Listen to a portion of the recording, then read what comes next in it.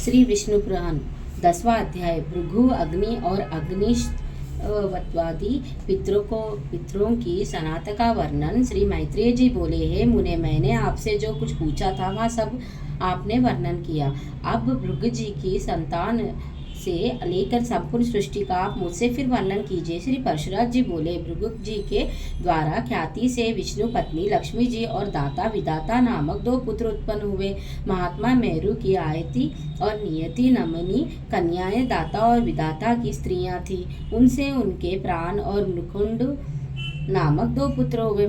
मृकंडे से मार्कंडेय और उनसे वैदशिरा का जन्म हुआ। अब प्राणी की सनातन का वर्णन सुने। प्राण का पुत्र द्युतिमान और उसका पुत्र राजवान हुआ।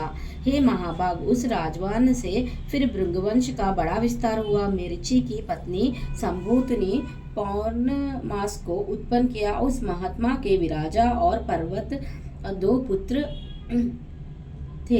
हे द्विज, उनके वंश का वर्णन करते समय मैं उन दोनों की संतान का वर्णन करूंगा। अंगार की पत्नी स्मृति थी, उसके सीनी वाली कुहू, राका और अनुमति नामक की कन्याएं हुई। अत्रि की भार्या अनसुया ने चंद्रमा, दुर्वासा और योगी दत्तात्रेय इन निष्पाप पुत्रों को जन्म दिया। पुलसत्या की स्त्री प्रीति सी दत्तलोली का जन्म हुआ, जो अपने पूर्व जन्म में स्वयंभुव मनवतार में अगस्त्य कहा जाता था।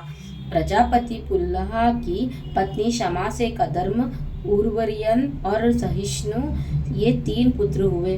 कृतु की संतति नामक भार्या ने अंगूठे के पौरुकों के समान शरीर वाले तथा प्रखर सूर्य के समान तेजस्वी वाल खिले आदि 60,000 उधर्व रेता मुनियों को जन्म दिया। वशिष्ठ की ऊर्जा नामक स्त्री से रज गोत्र, उदरबाहु, सावन, अनागा, सुतापा और शुक्र ये 7 पुत्र उत्पन्न हुए।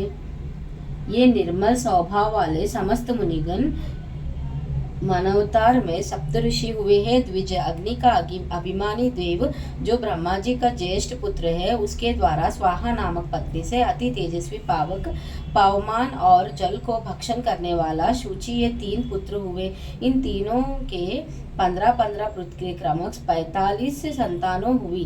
पिता अग्नि और उसके 3 पुत्रों को मिलाकर ये सब अग्नि ही कहलाते हैं। इस प्रकार कुल 49 अग्नि कहे गए हैं। हे द्विज, ब्रह्मा जी द्वारा रचे गए जिन अग्नि, अनगिनत अग्निवशवता और सग्निक, बहिर्षाद आदि पितरों के विषय में तुमसे कहा था, उनके द्वारा सावधाने मैना और धारिणी नामक 2 कन्याएं उत्पन्न की।